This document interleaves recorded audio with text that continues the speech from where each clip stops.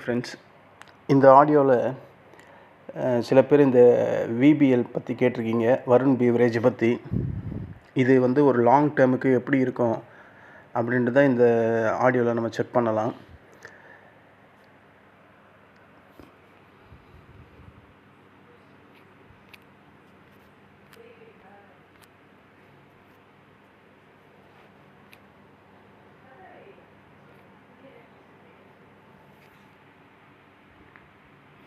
இந்த Varun beverage check பண்ணால் அதோட நிதிநிலை மற்றும் வளர்ச்சி எப்படி இருக்குது அப்படின்னு பார்த்தா, போன 2024 இயர் ரெண்டில் அதோட நிகர லாபம் 21,257 கோடியாக இருந்தது. அதில் ப்ராஃபிட் 2,818 கோடி அப்படின்னு அவங்க ஒரு ஸ்டேட்மெண்ட்டு கொடுத்தாங்க. அதே மாதிரி ஒரு ஃபண்டமெண்டலுக்கு மெயினானது இந்த ஸ்டாக்ஸ் நல்ல க்ரோத்தபுளாக இருக்குமா ஃப்யூச்சரில் அப்படின்னு எதை வச்சு செக் பண்ணுவாங்கன்னா, ROE return on investment, ROCE, இந்த 2% வச்சு தான் இது இன் ஃப்யூச்சர் எப்படி இருக்கும், வரப்போக வருஷத்துலலாம் எப்படி என்ன மாதிரி ப்ராஃபிட் ஜென்ரேட் பண்ணுன்றதை இந்த சினாரியை வச்சு தான் செக் பண்ணுவாங்க. அதில் இந்த ஆர்ஓஇயை பார்த்தீங்கன்னா 22.5 இருக்குது. ஆர்ஓசிஇ பார்த்தீங்கன்னா 24.8 இருக்குது. இது இந்த நிறுவனத்துக்கு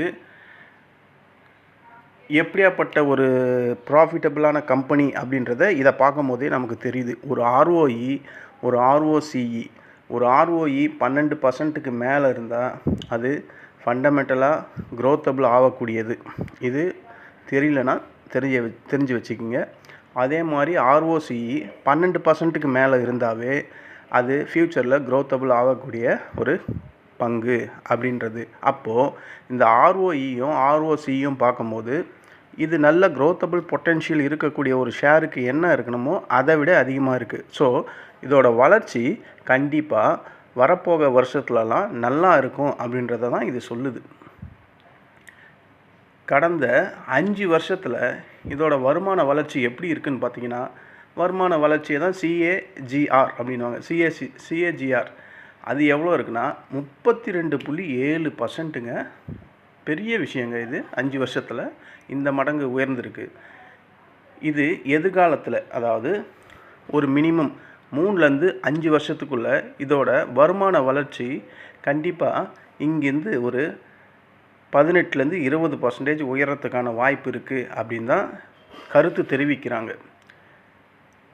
இதோட டிவிடெண்ட் க்ரோத் எப்படி இருக்குதுன்னு கேட்டிங்கன்னா, டிவிடெண்ட் க்ரோத் நல்லா இருக்குது. இப்போ ஒரு 5 வருஷம் ஆயிடுச்சு. சராசரி டிவிடெண்ட் க்ரோத் எவ்வளோ இருக்குன்னா 38.4% இருக்குது. இந்த இப்போ இருக்கிற நியூ ஜென்ரேஷனுக்கு இந்த பீவரேஜ், வருண் பீவரேஜ் எப்படி இருக்குன்னா, இது ஹெல்த்தியர் அண்டு ஃபங்க்ஷனல் ட்ரிங்கிங் அப்படின்னா என்னது? இதில் இந்த ட்ரிங்கிங்கில் குறைஞ்ச அளவு தான் சர்க்கரை யூஸ் பண்ணுறாங்க. அப்புறம் அதிகப்படியான ஃபங்க்ஷன்ஸில் தான் இந்த ட்ரிங்க்ஸை யூஸ் பண்ணுறாங்க. இது ஹைட்ரேஷன் அந்த வகையிலையும் இந்த ட்ரிங்க்ஸை ரெடி பண்ணுறாங்க. இது வளர்ச்சிக்கான காரணிகள். உள்நாட்டு மற்றும் பன்னாட்டில் இதை இதோட எக்ஸ்போஷரை விரிவாக்கம் பண்ணுறாங்க. இந்தியா மட்டும் இல்லை, உலக சந்தையில் பாதி அளவு இந்த வருண் பீவரேஜ் இப்போது பேசு பொருளாக இருக்குது. இது அதிகப்படியான எங்கே சேல் ஆகுதுன்னா ஆஃப்ரிக்கா, மத்திய ஏஷியா போன்ற பகுதிகளில் தான் இதோட விரிவாக்கம் நல்லா ப்ராஃபிட்டபிளாக நடந்து வருது. இதில்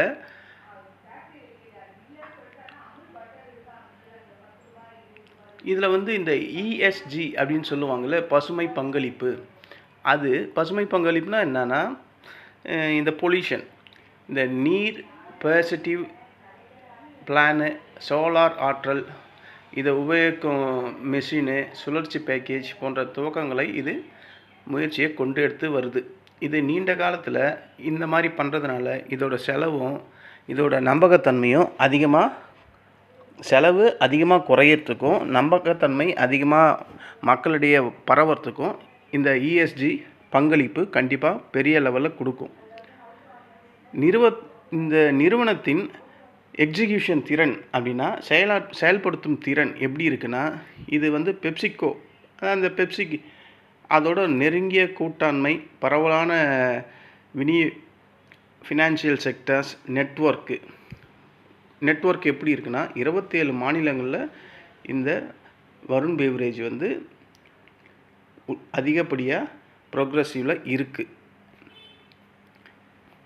இந்த ஷேரை வந்து பல வெளிநாட்டு அனலிஸ்ட் வந்து இதை வந்து ஃபோக்கஸ் பண்ணுறாங்க. எப்படி ஃபோக்கஸ் பண்ணுறாங்கன்னா, பர்டிகுலராக இந்த கோல்ட்மேன் சாக்ஸ் அவங்க வந்து இதுக்கு பை ரெக்கமெண்டேஷன் கொடுக்குறாங்க. எது வரையும் கொடுக்குறாங்கன்னா 600 ரூபா வரையும் கொடுக்குறாங்க.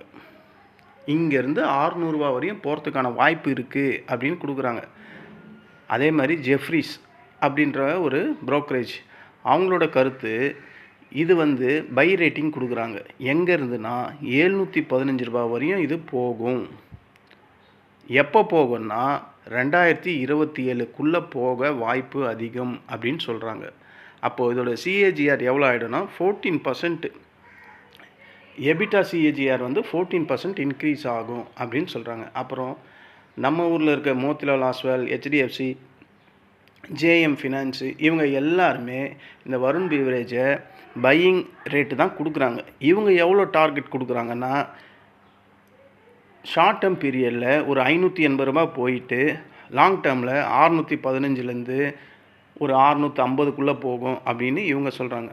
அப்புறம் சிஎல்எஸ்ஏ அப்படின்னு ஒரு ப்ரோக்கரேஜ் கம்பெனி இருக்குது. இவங்க வந்து 800 வரையும் போவோம் அப்படின்னு சொல்கிறாங்க. ஹையஸ்ட்டாக வந்து டார்கெட் வந்து இந்த சிஎல்எஸ்ஏ தான் கொடுக்குறாங்க. 800 ரூபா வரையும் போகிறதுக்கு வாய்ப்பு இருக்குது. எப்போனா 2027க்குள்ளே 70% இந்த வருண் பெவரேஜ் இங்கேருந்து உயரத்துக்கான வாய்ப்பு இருக்குது அப்படின்னு சொல்கிறாங்க. இப்படி வருண் பெவரேஜை பற்றி பலதரப்பட்ட புரோக்கர்கள் சொல்கிறது எல்லாமே என்னவாக இருக்குன்னா, பையிங் டிப்ஸ் தான் கொடுக்குறாங்க. இங்கேருந்து இது பொட்டென்ஷியலாக ஏறக்கூடிய வாய்ப்பு அதிகமாக இருக்குது அப்படின்னு சொல்கிறாங்க.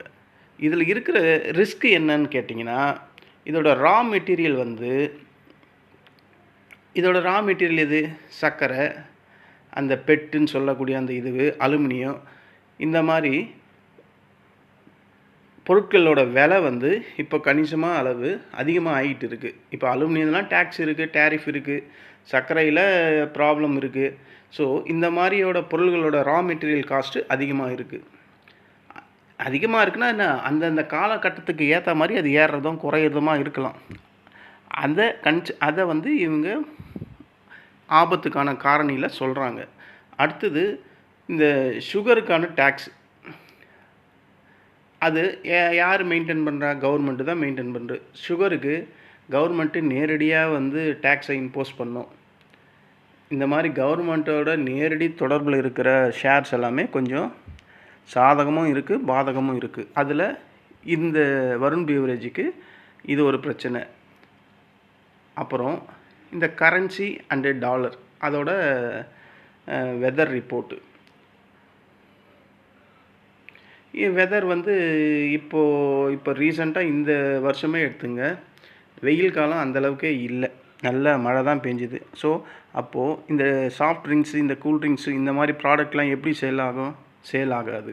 ஸோ இந்த மாதிரி காலநிலை பிரச்சனையும் இதில் இருக்கக்கூடிய ஒரு ரிஸ்க் ஃபேக்டர் தான். அது இல்லாமல் காம்படிட்டர்ஸ் வந்து இப்போ இதில் அதிகமாக இருக்கிறாங்க. இப்போ புதுசாக வந்திருக்க கேம்பகோலா, தம்ஸ்அப்பு ரொம்ப காலமாக இருக்கான். ஆனால் இந்த கேம்பகோலாலாம் இப்போ கம்மி ரேட்டுக்கு கொடுக்குறான். ஸோ இது வந்து அவங்களுக்கு காம்படிஷன் மார்ஜினல் காஸ்ட்லேயே அடிபடும். ஸோ இந்த நெருக்கடியான சூழ்நிலையை தான் அவன் ரிஸ்க் ஃபேக்டராக சொல்கிறாங்க. இதை நான் இப்போ வந்து இதை லாங் டேர்மில் நம்ம கன்சிடர் பண்ணலாம் அப்படின்னு சொல்கிறேன். எவ்வளோ? ஒரு 5 வருஷத்துக்கு மேலே அப்படின்னு சொல்கிறேன். அப்போது நீண்ட காலத்துக்கு இதை நம்ம இன்வெஸ்ட்மெண்ட் பண்ணுறதுனால இதோட வளர்ச்சி வாய்ப்பு பிரைட்டாக தான் இருக்கும் அப்படின்னு நம்ம ஆல்ரெடி டிஸ்கஸ் பண்ணிட்டோம், பார்த்துட்டோம். அதுக்கான ப்ரோக்கரேஜ் ரெக்கமெண்டேஷனும் அதை பற்றி நம்ம விவரமாக கேட்டுட்டோம். இதில்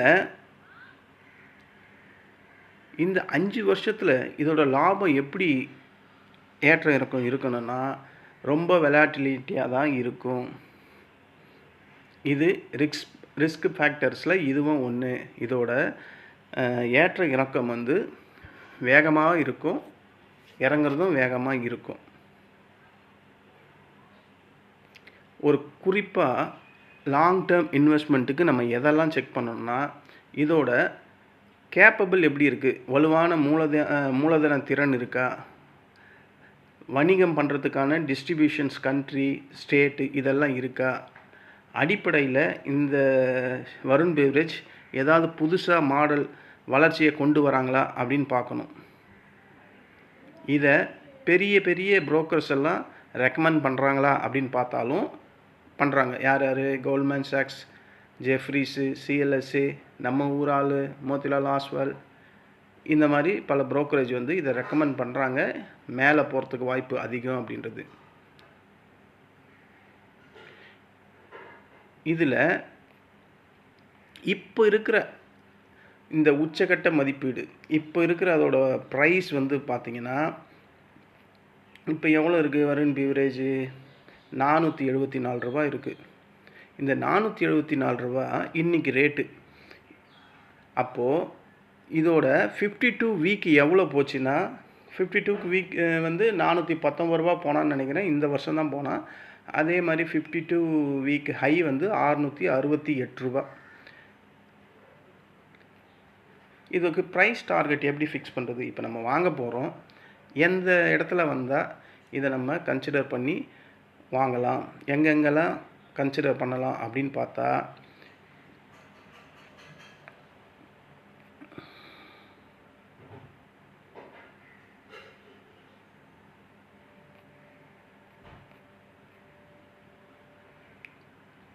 இது இப்போ இருக்கிற 544 எவ்வளோ சொன்னேன்?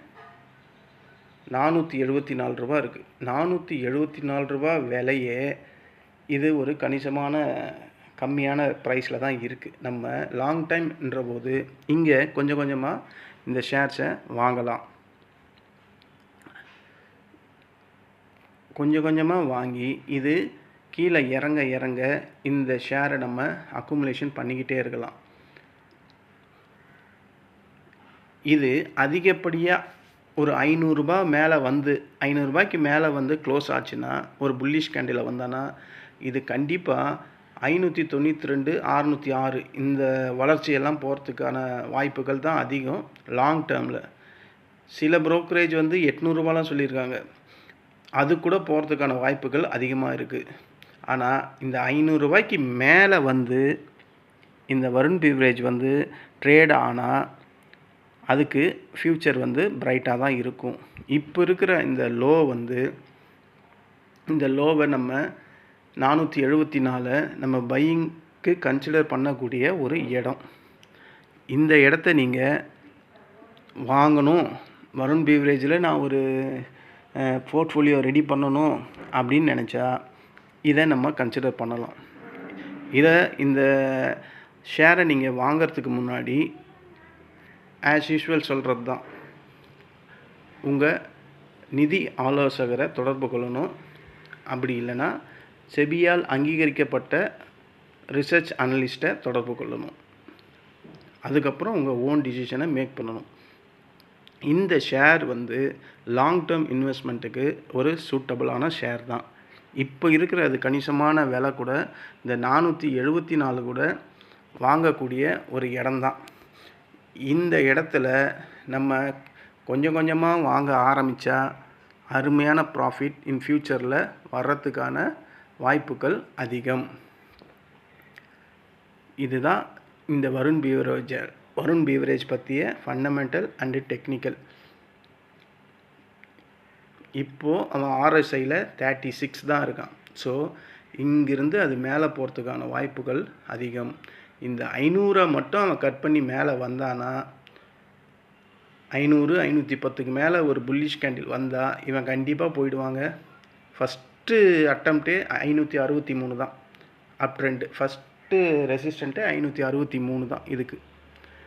அதுக்கப்புறம் இருக்கிறது 640. அது அப்புறம் பார்த்துக்கலாம். நம்ம லாங் டைம்னும் போது வாங்கி விட்டுடணும். ஷேரோட ப்ரைஸ் கொஞ்சம் கொஞ்சமாக குறையும் போது அக்குமுலேஷன் பண்ணணும். ஒரே தடவையிலேயே அதிகப்படியான ஷேரை வாங்கி மாட்டிக்கக்கூடாது. இது 669 வர்றதுக்கும் வாய்ப்பு இருக்குது, 447 வர்றதுக்கும் வாய்ப்பு இருக்குது. இங்கேருந்து அது டவுன் சைடு வர்றதுக்கு பிரகாசமான வாய்ப்பு இருக்குது. ஆனால் எனக்கு தெரிஞ்சு இது 465ஓட ரீபவுண்ட் ஆகிறதுக்கான வாய்ப்பு அதிகமாக இருக்குது டெக்னிக்கல் அனலைஸில் பார்த்தா. இதுதான் இந்த வருண் பீவரேஜோட fundamental and technical analysis. Even dividend அந்த அளவுக்கெல்லாம் கொடுக்கல, வெறும் 0.32% தான் கொடுக்குறான். ஸோ லாங் டேர்முக்கு மட்டும்தான் இந்த ஷேரை யூஸ் பண்ணணும். அதுதான் திரும்ப திரும்ப நான் சொல்கிறது. இவன் இங்கேருந்து மேலே போகிறதுக்கு வாய்ப்புகள் அதிகம்.